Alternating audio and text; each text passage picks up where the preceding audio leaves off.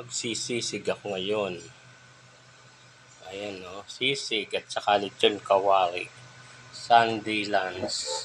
Saka may gulay akong sayoting, talbos na sayote, saka bunga ng sayote. Ayan, sarap. Nakaluto na ako. Ito na lang lechon kawali. Ito sangkap ko sa sisig.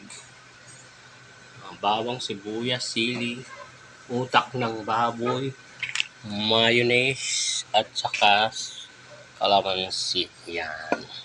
Naka-ready na lahat. Ito yung pang isisisig ko. Yan. Pinalambot ko at saka pinirito ko para masarap siya. Ayan. Mamaya masarap na. Ito ililitsyon kawali ko ito. Gusto nila litsyon kawali. Ayan. Diba? Sarap. Sarap ng lunch namin. Ayan. Lunch.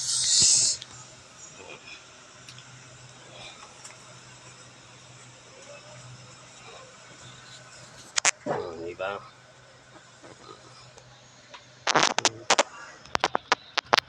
Ayan. Ayan. Picture muna ako. Ako nagluto, kaya mag-picture ako. Ayan. Ang sarap. Naka-ready na yung sangkap ko sa sisig. Ayan ang sisig ko mamaya. Ito may gulay ako. Talbos ng sayote at saka bunga ng sayote. May sawog na baboy. Ayan o, sarap. Sarap. Ayan.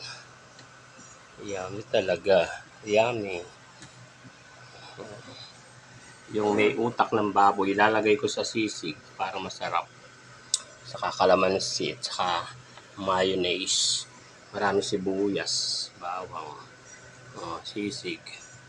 Yan, hanggang dito na lang. Sa muli, subscribe my YouTube channel, Balatan Vlog, at saka followers sa Facebook account, Balatan Vlog. Maraming salamat.